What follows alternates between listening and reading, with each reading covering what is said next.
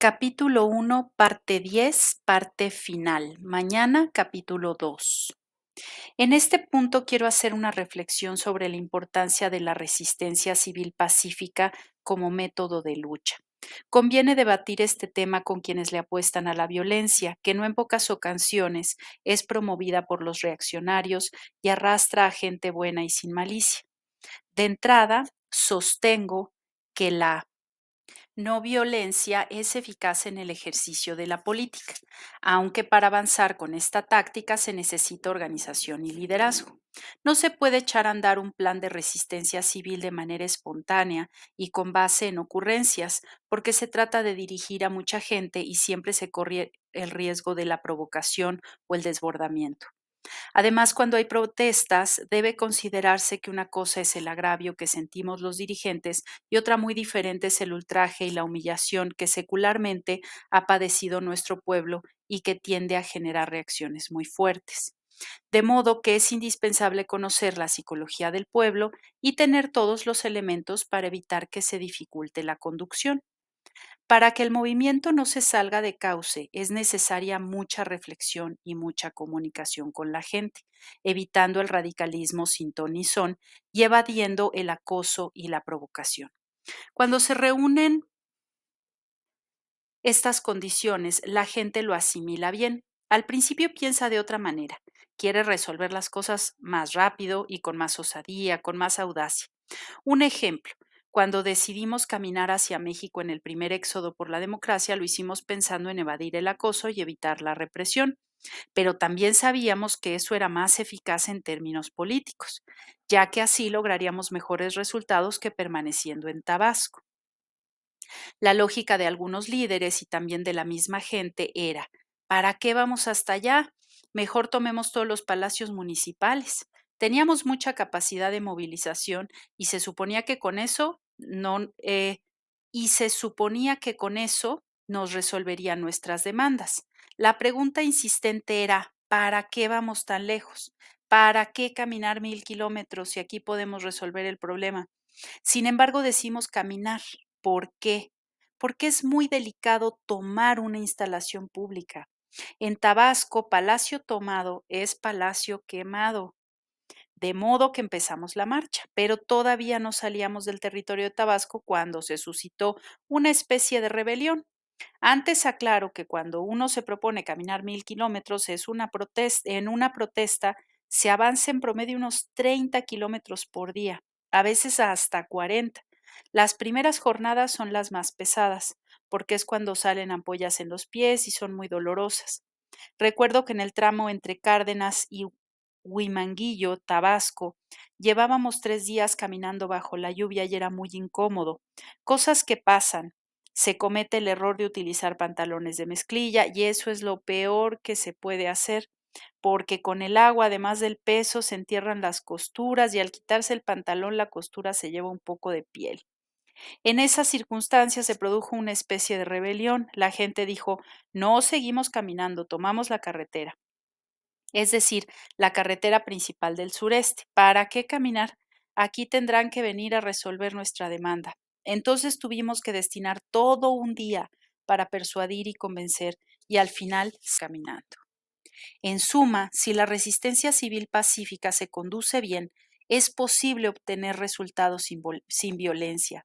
Si no se hubiera convocado a los campamentos en el Zócalo y en Paseo de la Reforma luego de las elecciones del 2 de julio de 2006, habría sido muy difícil la conducción, porque cualquier acto de protesta podía haberse salido de control.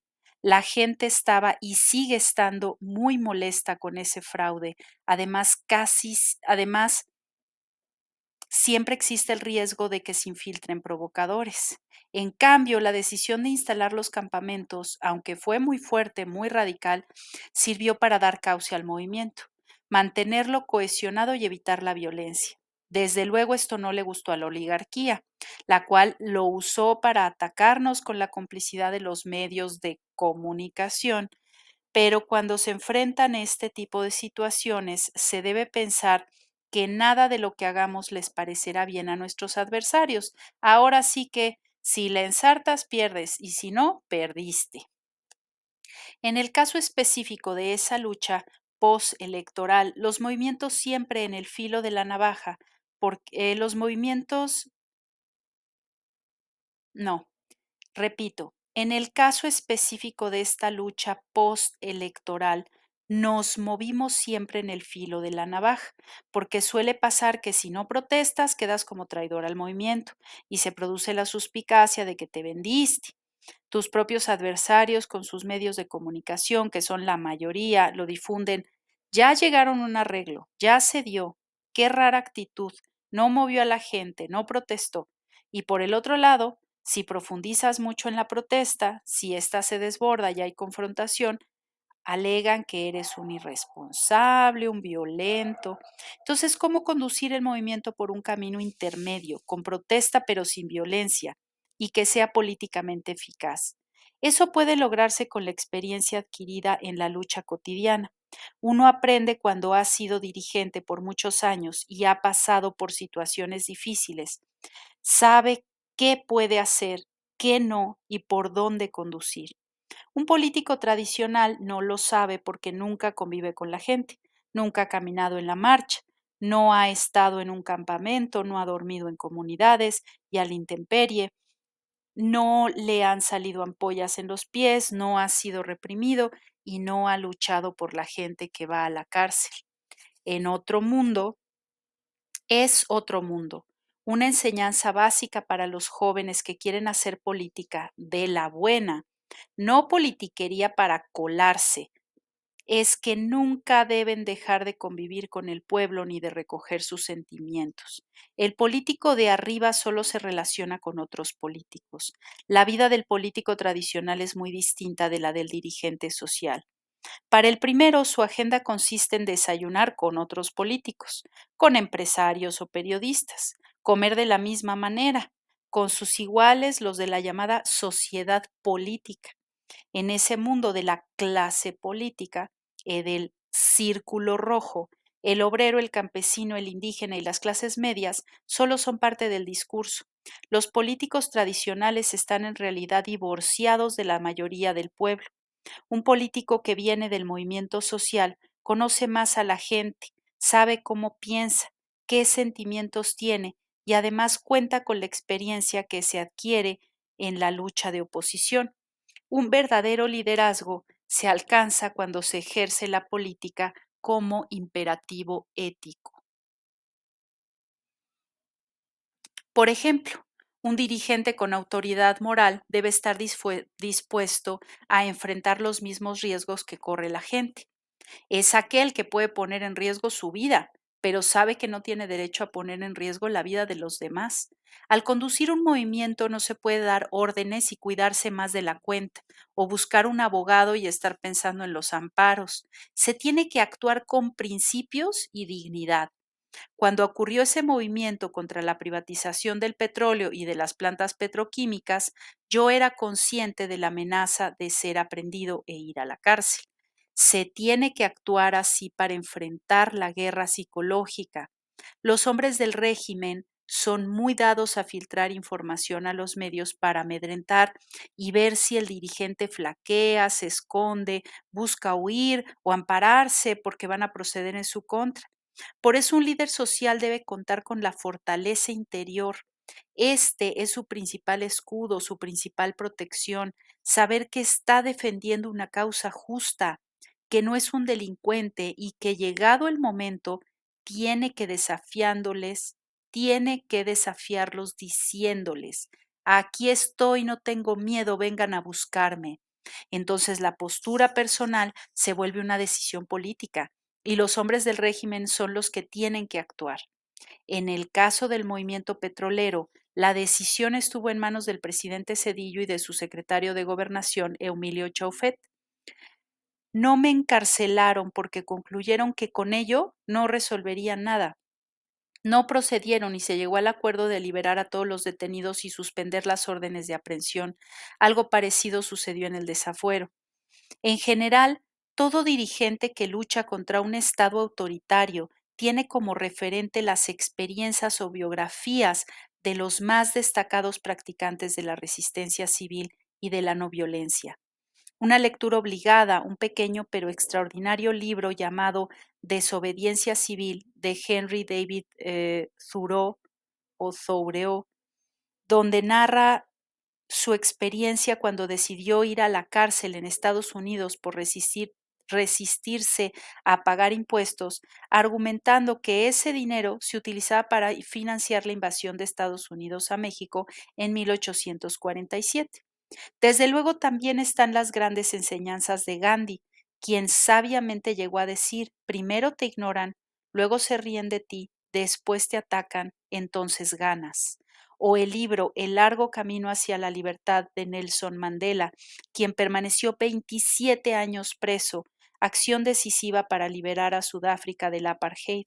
Por último, conviene recordar una de las ocasiones en las que Martin Luther King Jr. fue encarcelado con el pretexto de que conducía un automóvil con exceso de velocidad por luchar a favor de los derechos civiles en Estados Unidos. Decidió no pagar la fianza y permaneció en prisión como parte de la resistencia civil, aunque en otras ocasiones nunca faltó alguien que pagara la fianza porque al gobierno no le convenía tenerlo preso. En determinados momentos, la cárcel puede significar la diferencia entre la vida y la muerte para un dirigente. Lo más grave es que lo asesinen. Muchas veces la cárcel protege porque transcurre un tiempo, cambian las cosas, el dirigente es liberado y conserva su vida. Muchos líderes en la historia política de México se salvaron porque fueron a prisión. Otros que no cayeron presos acabaron asesinados. Un caso que puede confirmar lo anterior es el de un político tabasqueño del PRI. A finales de la década de 1960, Carlos Madrazo Becerra, el papá de Roberto Madrazo, muy distinto al hijo, mis respetos para el padre. Carlos Madrazo era un político heterodoxo, como buen tabasqueño era muy apasionado en su juventud, era muy apasionado. En su juventud había pertenecido al grupo político Camisas Rojas, que organizó Tomás Garrido Canaval. Luego fue diputado federal. En 1943 fue sometido a un juicio de desafuero y lo encarcelaron, acusándolo de traficar con tarjetas de braceros. Se trató de una represalia porque él formaba parte de un grupo que apoyaba como precandidato a la presidencia de la República al regente de la Ciudad de México, Javier Rojo Gómez, y el candidato oficial o del presidente en turno era Miguel Alemán Valdés. Más tarde, de 1959 a 1964, fue gobernador de Tabasco, modernizó el estado y fue un buen desempeño. Era un hombre con carisma y un discurso fogoso. Durante el gobierno de Gustavo Díaz Ordaz se convirtió en presidente nacional del PRI y puso en práctica una reforma interna del partido, la cual consistía en que los candidatos a presidentes municipales fueran elegidos por las bases. Tengo la impresión de que todo esto lo hizo por la libre, sin línea presidencial, esto es, sin consultar a Díaz Ordaz, como era de rigor en ese entonces. Por ello se le vino el mundo encima, lo obligaron a renunciar después de 11 meses, el 7 de noviembre de 1965, y a partir de ahí empezó a formar un movimiento ciudadano. Recorrió el país, habló de distintos foros, fue a las universidades y convocó en mayo de 1968 a una Asamblea Nacional que debía efectuarse del 26 al 28 de septiembre para definir una plataforma ideológica y decidir sobre la creación de un frente o de un partido que se llamaría, según se dijo, Patria Nueva. Ese proceso resultó muy atractivo sobre todo para los jóvenes, pero al mismo tiempo muy riguroso porque estamos hablando de la época de Díaz Ordaz, uno de los presidentes más autoritarios de la historia de México. Durante el movimiento estudiantil de 1968, muchos jóvenes lo buscaron. Aunque tenía contacto con ellos, no participó en las manifestaciones. Le dio miedo. Consideró que no debía hacerlo o no se decidió. De todas maneras, lo acusaron de estar detrás del movimiento estudiantil, al igual que inventaron otros culpables, sobre todo al gobierno soviético y al comunismo internacional. En realidad, se trataba de un movimiento por la liberación de la juventud que se expresó en México y en otros países. En México específicamente fue un movimiento de rechazo al autoritarismo del régimen y un reclamo por la falta de democracia. A Madrazo no solo se le combatió como opositor al régimen, sino que se le acusó de instigador a la violencia. Después de la masacre de Tlatelolco, algunos lo acusaron incluso de haber provocado este hecho trágico y de ser alguno de los líderes ocultos del movimiento. Después de la represión del 2 de octubre, Madrazo entró en una profunda crisis emocional. Se reprochaba todo, su indefinición, el haber suspendido la asamblea y optado por abstenerse cuando era el momento de salir a la calle y acompañar a los jóvenes. Darío Vasconcelos, uno de sus amigos más entrañables desde la época de juventud, percibió su estado de ánimo. Cuenta que se entrevistó con él y lo notó angustiado. Su cambio era notorio, no era el manojo de nervios de siempre. La insatisfacción que sentía y que no podía ocultar asomaba a sus ojos. No sé qué fue lo que me ocurrió, me dijo en un grito de desbordante franqueza. No fue temor, te lo aseguro. ¿Qué diablos me importaba haber vuelto a la cárcel como preso político? Y estoy seguro de que si me hubiera presentado en esos momentos me habrían ahorrado muchas desgracias. Estoy seguro de que los jóvenes me hubieran escuchado. Luego de estos difíciles momentos, Madrazo bajó la intensidad de su acción, suspendió sus conferencias y decidió esperar a que pasara el vendaval autoritario. Sin embargo, ya estaba en la mira. Apenas comenzó a moverse de nuevo cuando el avión en el que viajaba a Monterrey estalló cerca del Cerro Pico del Fraile el 4 de junio de 1969. Compatriotas, les voy a ofrecer una disculpa porque em, esta es la lectora que está hablando con ustedes. Yo soy nieta de Jorge González Reina, un arquitecto que falleció en este mismo avionazo con Madrazo. Él, hasta donde yo sé, no sabía nada de política, bueno, no le interesaba la política y yo no lo conocí jamás gracias a este avionazo. Solo quería compartir eso con ustedes como lectora. Vuelvo al texto y una disculpa nuevamente. Desde entonces, la pregunta obligada ha sido si fue un accidente o un sabotaje. Tengo razones suficientes para sostener que fue un asesinato político. El primer elemento digno de ser considerado es el carácter autoritario del régimen. El propio Madrazo decía que en el aspecto político nuestro sistema ha rebasado trabajosamente Huitzilac, pero no ha salido de la década de los 20. Los hombres del gobierno lo conocían bien y recelaban de sus intenciones. Estaban seguros de que solo esperaba el momento. Tenían presente las experiencias de José Vasconcelos, 1929, Juan Andreu Almazán, 1940, y Miguel Enríquez Guzmán, 1952, y pensaban que la oportunidad de Madrazo llegaría con la sucesión presidencial. Se lanzaría como candidato independiente de la presidencia y contaría con muchas simpatías. No tenían más remedio que eliminarlo. No es causal que el avionazo ocurriera muy poco antes del destape de Luis Echeverría como candidato del PRI a la presidencia de la República. Pero en concreto, ¿por qué sostengo que lo mataron? Una vez el ingeniero Cuauhtémoc Cárdenas me contó que llegó a visitar a su padre, el general Lázaro Cárdenas, y se topó en la entrada de la casa con el general Marcelino García Barragán, quien era el secretario de Defensa Nacional. Este pasaje ocurrió un año después de la represión estudiantil, del asesinato de Madrazo y poco antes de que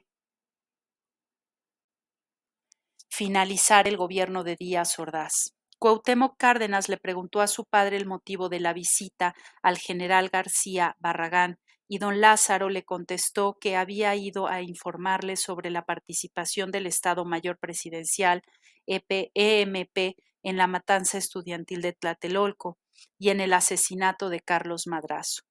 Recuerdo que el ingeniero Cárdenas mencionó que esta revelación la había hecho el general García Barragán con lágrimas en los ojos. Luego supe que García Barragán tenía esas características. Era llorón como Porfirio Díaz, Francisco Villa y otros políticos a quienes, a pesar de su resiedumbre, los embarga el sentimiento.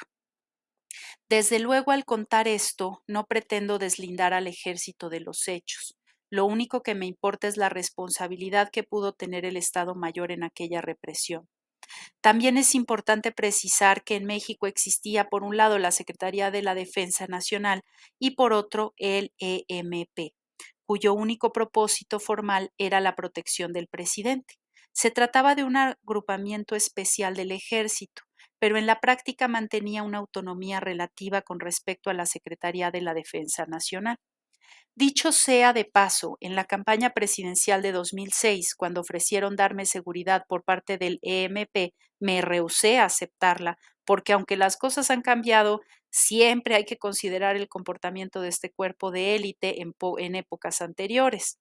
Más aún después de las sospechas que se levantaron tras el asesinato de Luis Donaldo Colosio, o cuando menos, por lo cuestionable que fue la mala protección que le dieron durante su campaña en 1994.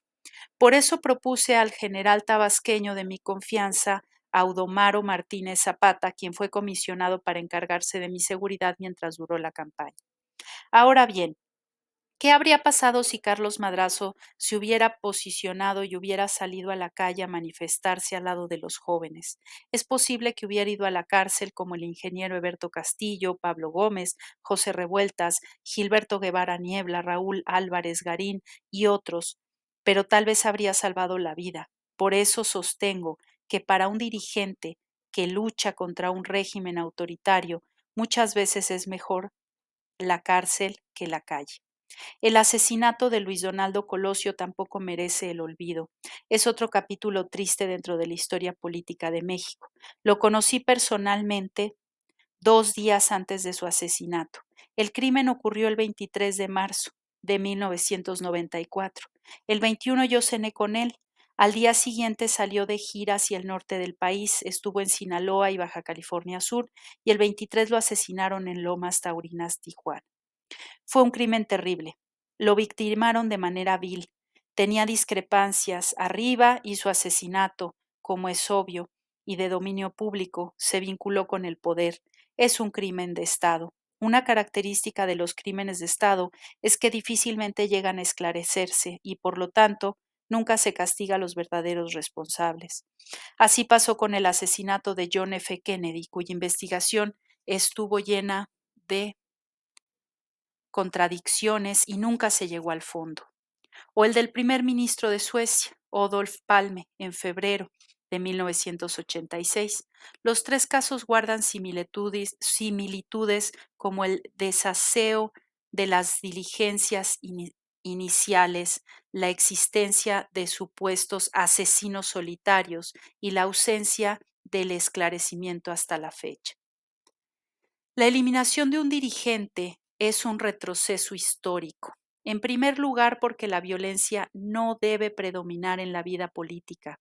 El atraso de un país se mide por los niveles de represión que predominan, sobre todo por los asesinatos de opositores, líderes políticos, dirigentes, campesinos y obreros, periodistas y defensores de derechos humanos. Además, el asesinato de un dirigente político siempre implica un daño a la vida pública.